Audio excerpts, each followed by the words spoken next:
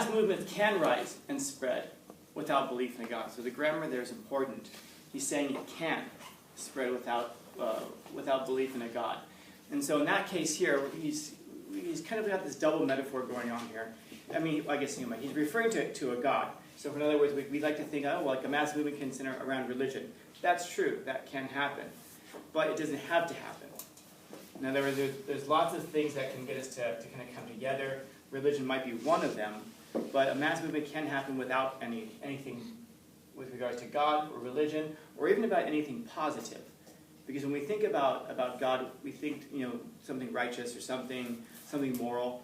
We don't have to come together over something like that. However, he says, but never without belief in a devil.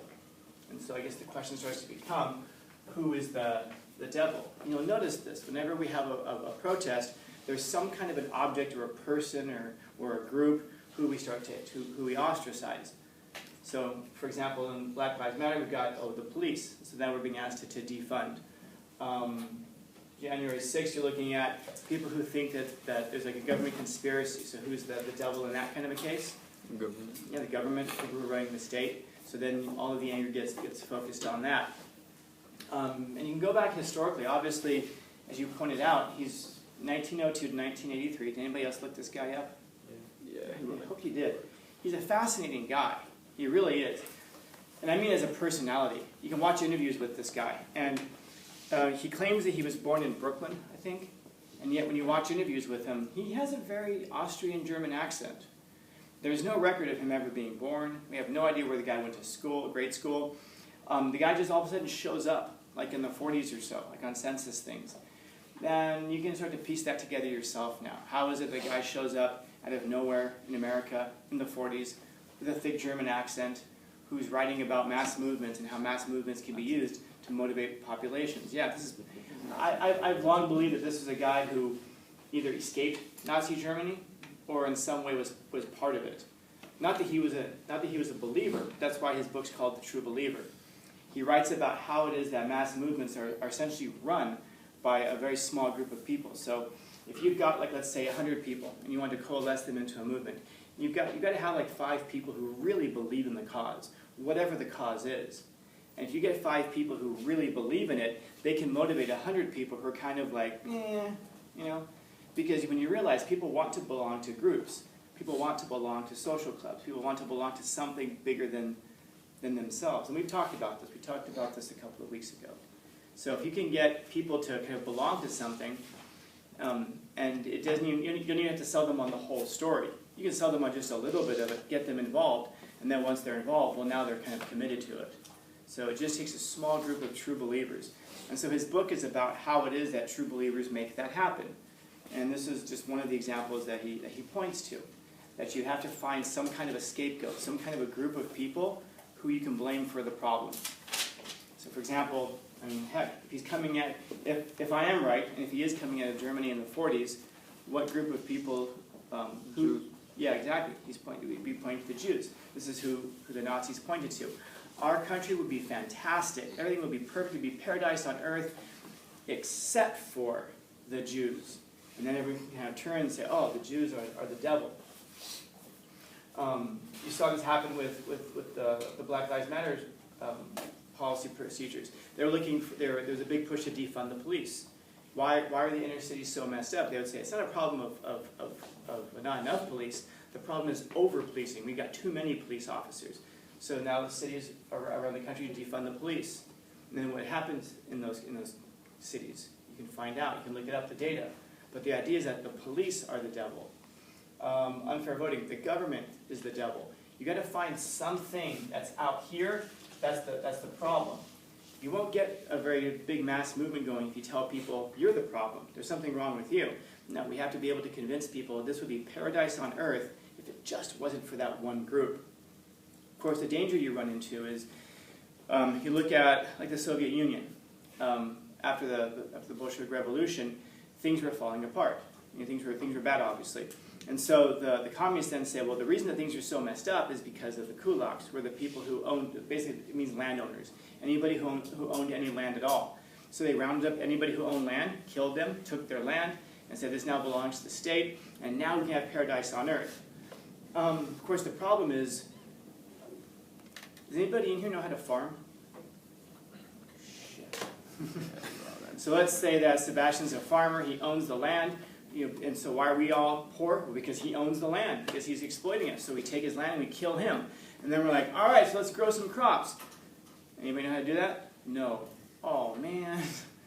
So they rounded up all the landowners, killed them all, and then didn't know how to farm. And so it ended up happening, of course, mass starvation. Now, the kulaks were already dead, their stuff was already confiscated, so now whose fault was it? They took a page from Nazi Germany, of course, and blamed the Jews. That was a big part of it. The Jews get blamed everywhere. But they then found another group to persecute and said, well, the reason that these crops are failing is because of what they refer to as counter-revolutionaries, people who aren't totally sold out for this system, people who are not true believers. So we have to weed out the non-true believers.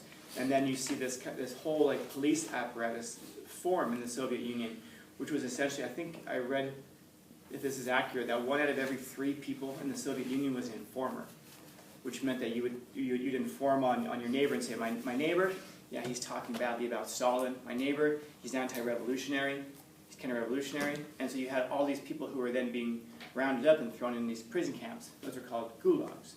Not kulaks, but gulags. And that's a lot of people, man. If that number is accurate, 1 out of every 3 people. But that's the thing, is that if you can keep finding new devils, then we can keep your attention focused out there, so that way you're not looking over here, who's really the one who's screwing things up. The problem isn't with our system. The problem is not with our leadership. The problem is with that one small group over there. Let's get them. And all of our attention is focused on that. And the more you can get people to focus their attention on those other things, the less that they're focusing on who the real devil is, what the real problem is. It's a strategy that goes back to Rome. The Romans used to say bread and circuses. When the people get angry, and people want to revolt because because of their present condition, the idea was just throw a big celebration, have a big party, give them bread, give them circuses, give them entertainment.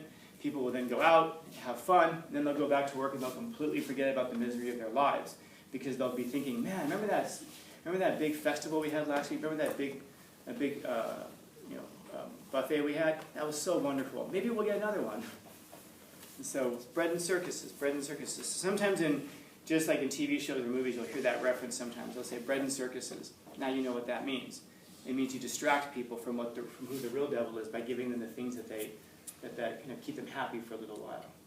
And so Soviets are masters at this. Most totalitarians are masters at this, pointing elsewhere. So mass movement can spread without belief in a God. Now, is there any mass movement you can think of that formed around something positive, that wasn't kind of identifying a devil, but instead was identifying something positive? I'm not sure if that question even makes sense, because positive and negative carry connotations with it. By positive, I don't mean good.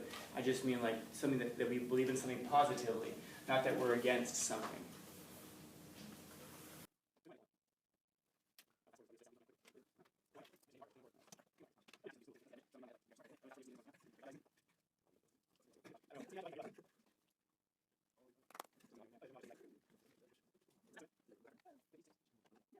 Yeah, the Civil Rights Movement. Oh God, I knew it.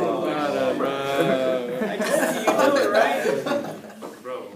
I'm gonna bust the video one right there. Go!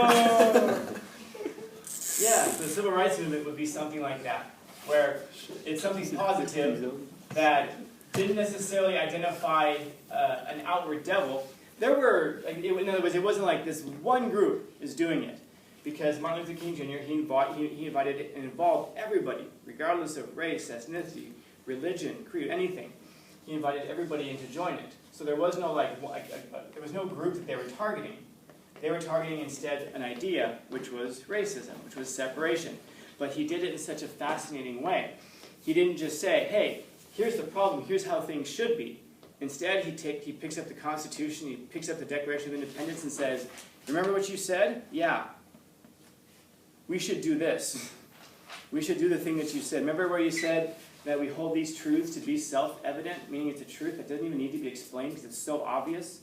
We hold these truths to be self-evident, that all men are created equal and are endowed by their Creator with certain unalienable rights, among which are the life, liberty, and the pursuit of happiness. that's pretty cool. We should do exactly what you say right there.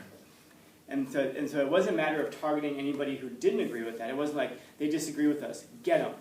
It was, let's all just do what it says right here. And so it wasn't, so that was a mass movement that was based off of a God. And by the way, figuratively, because by God, we just mean something positive, something non-devilish. But it's all, but quite literally also, he was a reverend. That's what his Dr. Martin Luther King Jr. His doctorate was in divinity. He was a reverend. And his belief in the civil rights movement was based off of that. The idea is that if God exists and he created all of us and he created all of us equal, and so since he created all of us equal, there's nobody who's better or worse than anybody else. Everybody has equal value, and so therefore they should be treated equally. And so, quite literally and figuratively, this thing of a God. And so,